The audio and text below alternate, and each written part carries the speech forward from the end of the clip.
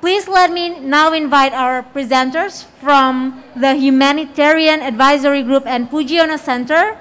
They will cover their initiatives on humanitarian reform and local leadership in Indonesia, as well as localization of humanitarian aid. The floor is yours.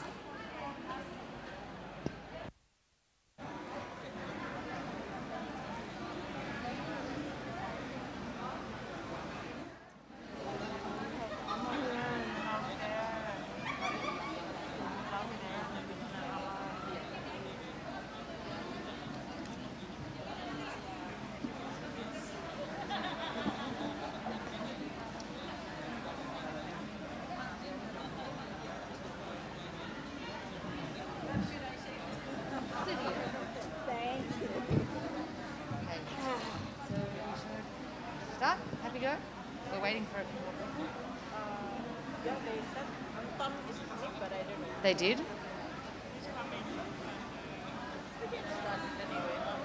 this him? No.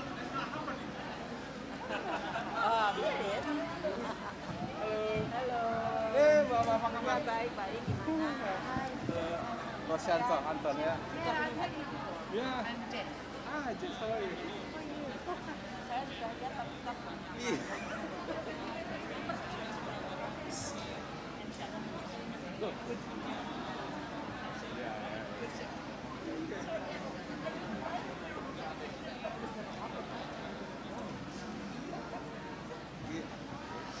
Okay, can you hear me? Yes, good. All right, everybody, thanks for your patience. We might kick off. So my name is Jessica Lees and I work with an organisation called Humanitarian Advisory Group, and we are a research, policy and advocacy organisation based in Australia and a very proud partner of the Pujiono Centre. So I'm going to be leading a bit of a discussion today with a few esteemed panellists that we have here. So on the far right, we have Katja Rosenstock, who's a PhD student. She has been doing some field research in Indonesia looking at localization, so has some very recent, relevant knowledge of the issue that we'll be able to discuss. We have Anto Hamid, who's the Chief of Program Impact and Creation Department, a very long title, at Save the Children Indonesia, which I know is not called Save the Children Indonesia, but I'm not going to attempt the name through fear of embarrassing myself. And a woman who I'm pretty sure needs no introduction in this context, Ramawati Hussain, who's the Vice Chairperson of MDMC. So the discussion that we're going to be having today is a pulse check.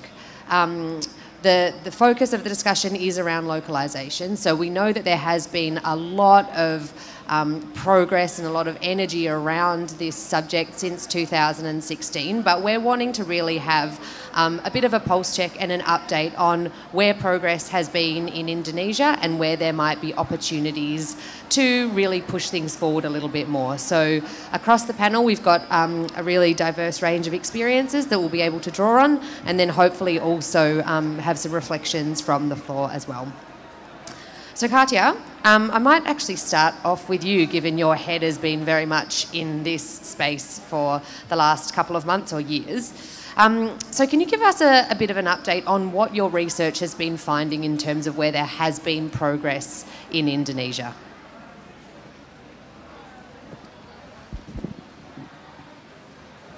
Yeah, thanks. So I'm not done with the research yet, so I just want to emphasize that it's like very early pre-findings that I'm talking about today. But what we definitely can see is that the behavior of international organizations are very focused now on localization, in the sense that some of the organizations who were international before, they have registered as national organizations. But the most important part of that registration is that they're working with partnership models. So we're not exactly seeing that international organizations who has registered nationally, that they become like a threat or work in parallel with the national organizations or local organizations. Rather, we see that they work in partnership models, which is very linked to how to work with localization. So there's definitely something around that transition from international to national, with partnership models, that's very that's really a big progress in terms of the localization agenda. We can also see there's a lot of awareness around the agenda. This is primarily happening at the national, international discussions. At many local organizations are still not really having those discussions. But what we can see is that there's a lot of attention and awareness in national and international discussions. And maybe just finally, there is structures that are being set up and organized to actually push the localization agenda through and create that awareness. I'm thinking about, for instance, the APKI IDA Alliance, who has as one of their priorities really to discuss the localization agenda. So it's really getting on the agenda now and creating some traction. And I think that that's one of the main progresses that we're seeing. Wonderful. Thanks for that, Katya. A couple of really interesting things in there that I hope we'll be able to pick up on with the other speakers as well. We've also just had another panellist join us. So we have Miley, who is representing Plan, and she's a consortium manager for the locally led Disaster Preparedness and Protection Project, LLDPP. So we'll be able to hear from Miley as well. Thanks for joining us, Miley, about the work that she's doing as the head of that consortium. But before we jump to Miley, I might actually pass to you, Anto. So Katya was talking about some really interesting things in terms of these new partnership models that we're seeing. So I'd love to hear from you on Save the Children's experience and how things have shifted for you as an organisation in terms of your delivery models since 2016. Thank you, Jess. Well, I thought this talk should never happen, so we're not prepared. Anyway, yeah, on the journey of Save the Children, from we've been as a country office and then get support from our member office. Well, as a country office, you're not really allowed. They not allow us to do fundraising and then to diversify our program. But then that's the reason why, being national office and become member office now since 2017, we are the associate member of Save the Children, and then we register in the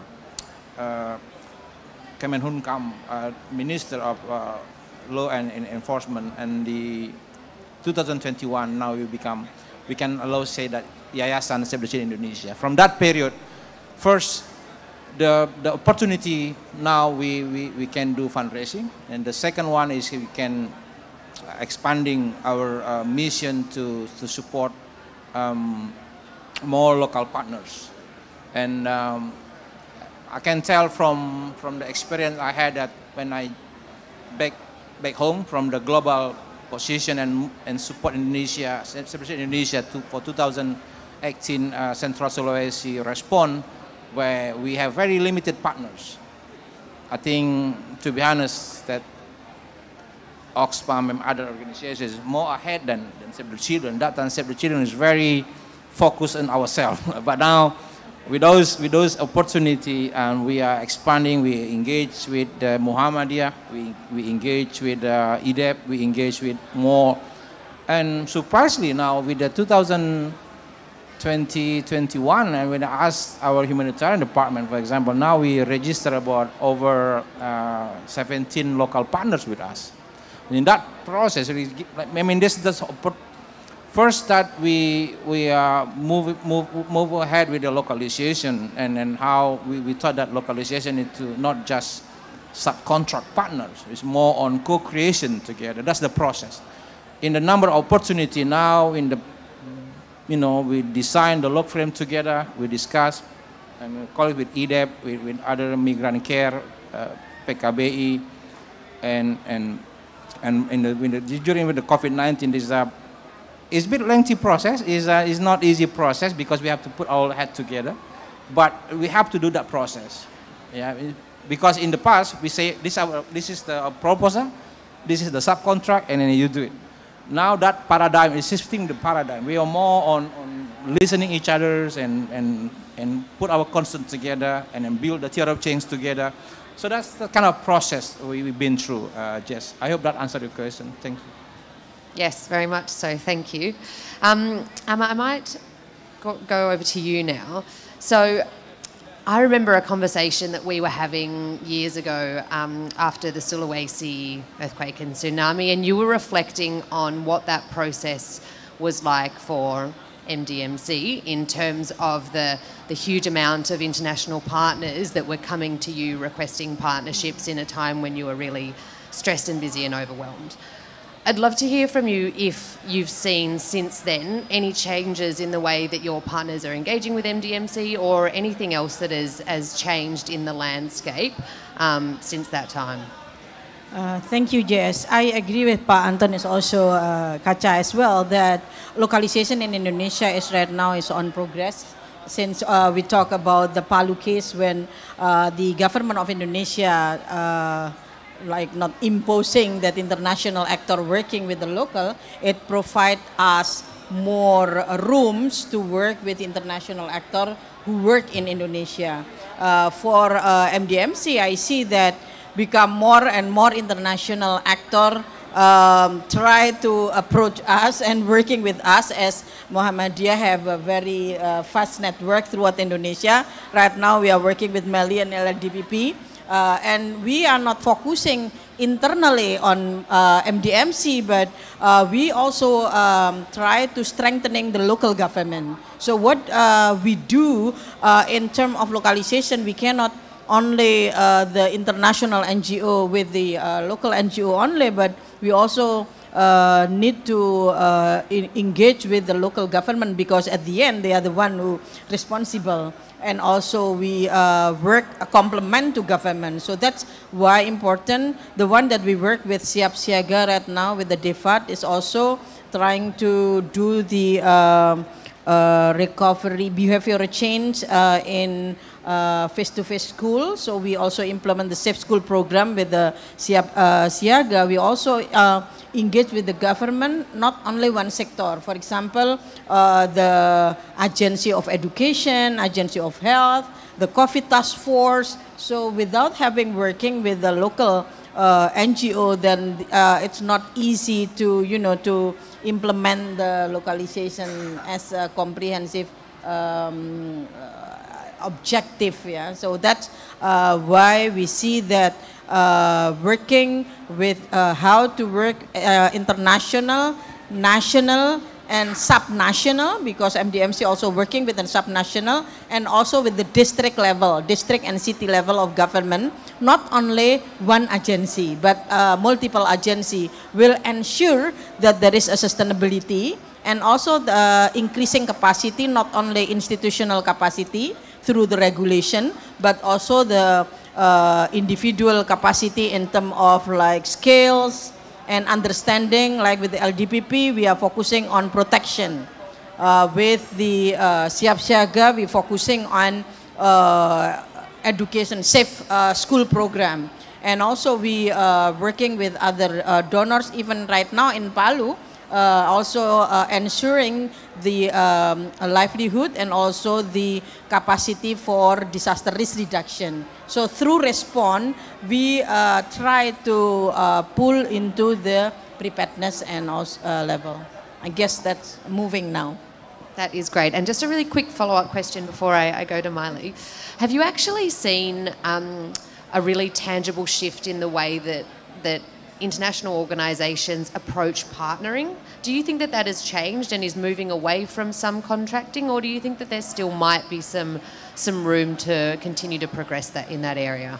It's kind of a tricky question. Some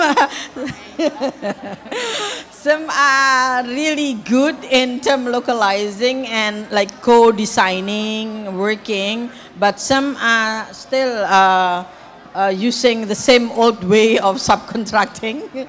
So it's not having like clear working together, but some are pretty good in terms of like mentorship, co-working, and also even try to address some specific issues.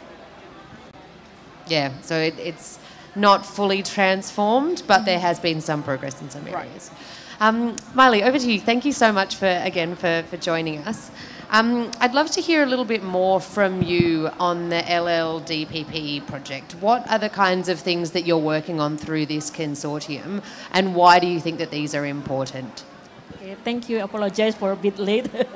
I just missed Amakar actually.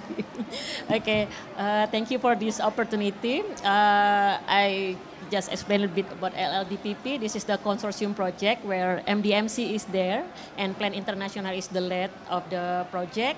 And there is also Red R, Pujiono Center and ADRA in this consortium. And we're working more on the how to facilitate the policy, regulation, guidelines, something like that in 3 areas. In Banten, in NTB and Central Sulawesi, and also at what Ama said, part of the strengthening of the capacity also part of our works. So this is more and less that we conduct for almost 18 months. Yeah.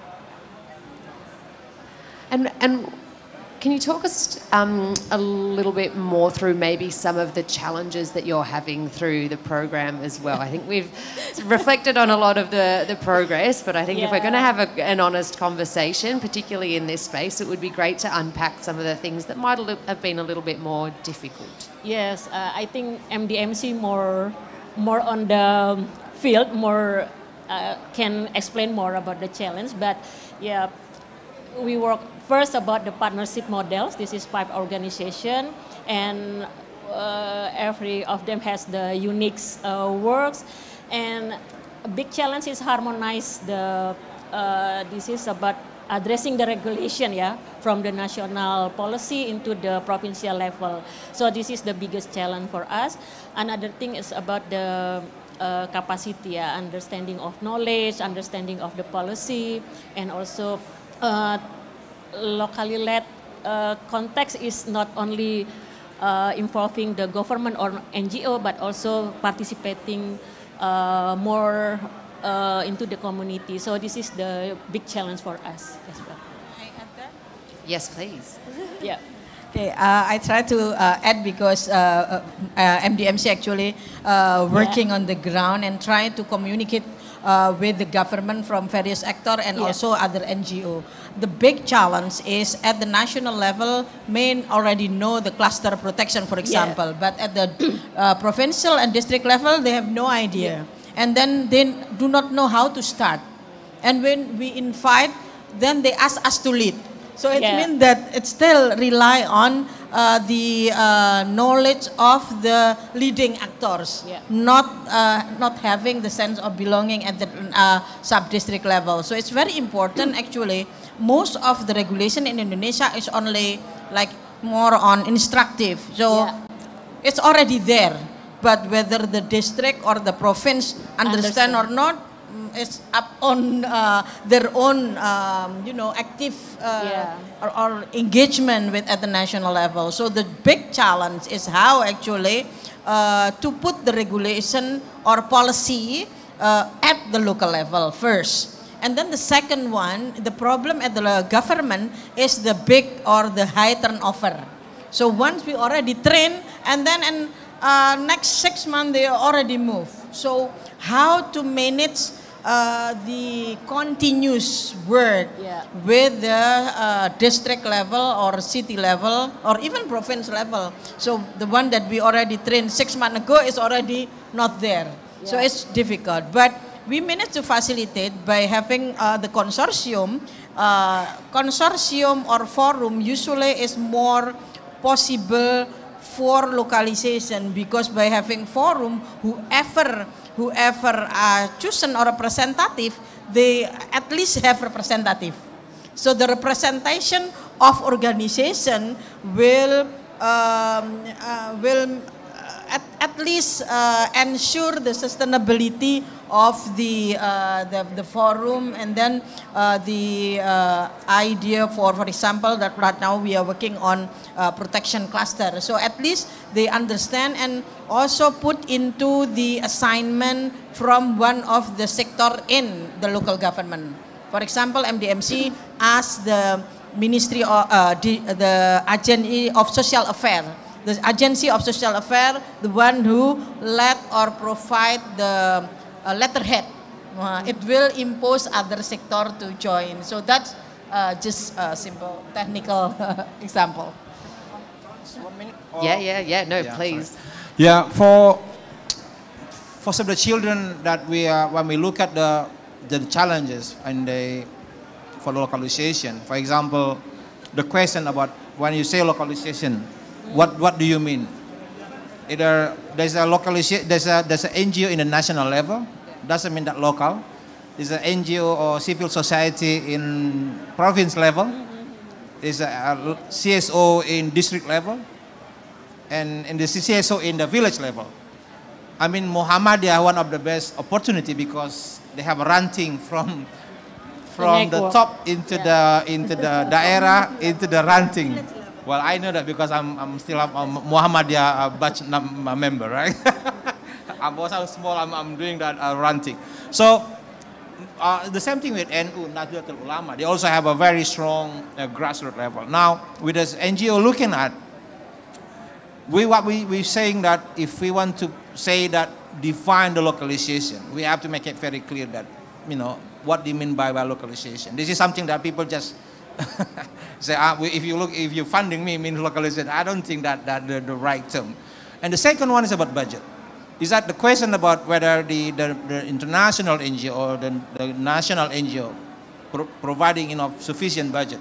Right now, Save the Children International, we try to bring up from 20% budget to 40%. At least there is some enough sufficient for the local, whenever we've got the local partners, whether in the province level, in the district level, in the sub-district, to work on that. And Indonesia now as a G20, there is a lot of G2G arrangement. And then I believe in the national level, this is sufficient, strong. But the question about the subnational is the level of in the district level, in the grassroots level. This is something that we still a lot of room for all of us to contribute. So I think localization also part of that.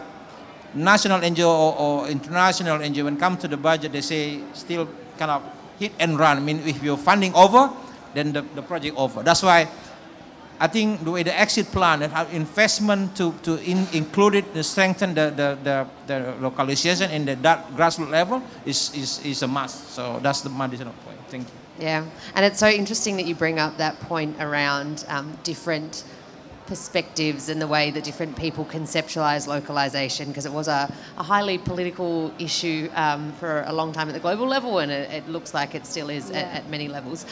Katia, I know that you had some emerging findings from your research around that question, but wondering if you also want to talk about where you're seeing that there might still be some room for further progress, where you think, given your data collection, where things maybe have stalled a little bit in Indonesia. First of all, I just want to second what was just being said about the different definitions about localization. That's definitely something I've been finding when I've been asking a lot of people who's been very patient with me about what they see as localization, how they understand it. And just to emphasize what's already been said, that there are so many different perspectives on that, depending on who you're asking, where they position in the whole system. And that's really something to be aware of as the partnership model picks up, because it's going to be, you basically need to know what you're talking about, or that you're talking about more or less the same thing, or at least respect the fact that you do not talk about the same thing. It's just to make sure there is that awareness that, when we say localization, everybody's not necessarily talking about the same thing. That's just very important in the future cooperation that you're going to have with the partnership models. Another thing where I would be curious to follow the progress, that's actually the role of the national NGOs. Because I think what I'm picking up, and again it's pre-findings, is that as internationals withdraw a little bit more, take that step backwards, leaving the stage more for national and local organizations, there is a risk, and it may be happening a little bit already, that the national organizations are picking up the role and function that the internationals had. which includes telling local organizations that they have to get the reporting right, they have to do the capacity. I mean, all these things that national and local organizations are used to hearing from international systems and structures is very much, seem to be kind of trickling down to the national organizations who are finding themselves in a position of a changed power balance in terms of the relations with the local organizations. There's definitely something there. I think both internationals who are stepping back, but in particular the new national organization or the old national organizations, to keep an eye out for that. Thank you. Such an interesting finding and reflection, that one. We've just been given the bell, so we only have time for, I think I'm going to try and sneak in 2 more questions. Time flies when you're having fun. Miley, I might go to you first. It'd be great to hear from you on what some of your strategic priorities are for the consortium moving forward. So noting some of the challenges, how are you going to try and move forward and progress to overcome those? Yeah, I think learning from what the LDP did, yeah, the more participation from the local organization or stakeholder is very important, and strengthen the capacity is also important. I think this is what we can do in the future to make this sustain, yeah, especially for the local priority. I think this is from our learning. Yeah, awesome. Did you want to say something, Katja? No, you're good? No, okay. And then final question for you, Amma. I would love to hear from you what... You're getting ready to take the mic. Where do you think that all of the stakeholders here should be investing their energy to continue to move things forward so that we don't get stalled on localization? It doesn't end up being something that was an initiative and a buzzword and then ended up dying. Where do you think that the focus needs to be to really make sure this continues to build momentum? I think based on various experience working with international NGO, I see that, like cliche, to work on the capacity building, but the capacity not mean only training, but how it's really capacity mean working together. It's not easy to put into practices, but we have to see not only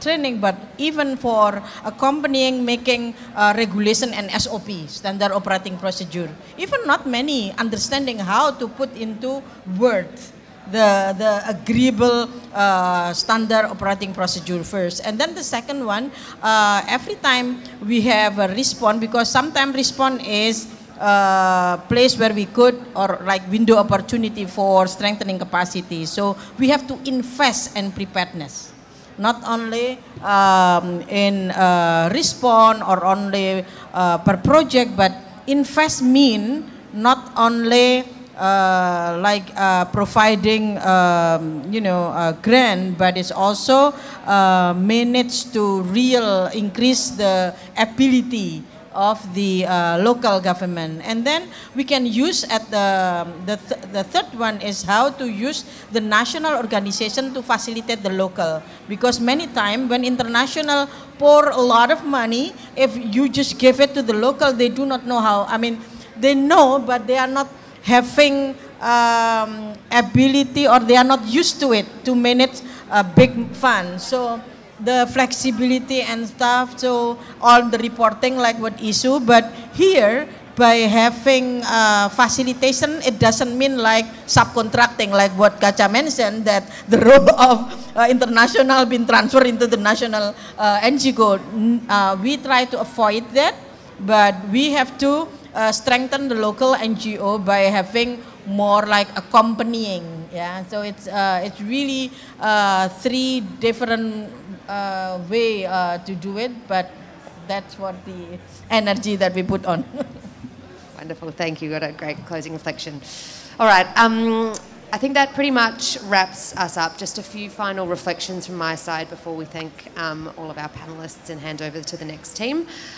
So I think that in Indonesia there has obviously been a pretty significant amount of progress, as we can see from all of the people who've spoken. I think it's probably been one of the countries where there has really been a lot of energy and momentum and progress compared with a lot of other countries around the world, which is really positive. And there are some great examples of positive initiatives that demonstrate that there is the real intent to shift the dial and continue to meaningfully contribute towards strengthening local leadership. Localization is obviously a complex and multi-layered discussion, and I think that we can see that playing out in different ways. And I think that that isn't necessarily problematic, it's just something that has to be overcome if it can be done in a way that is really meaningful. And it does look different depending on different organisations and the levels that they're working at. And again, that can also be okay. It's not doesn't need to be a homogenous process. But as Amma has said, there still are a few areas where there continues to need to be energy and support and capacity, and continuing to refine those meaningful partnership models and looking at meaningful capacity strengthening and ensuring that that is being done with some level of consistency, and ensuring that that's not that none of that is transactional, are all really important things for everybody to reflect on as they continue this journey. And with that, thank you everybody for your time today and for your interesting reflections, and we'll hand over. Thank you. Thank you very much for sharing the efforts on localization. Please give a round of applause again to our speakers. Thank you.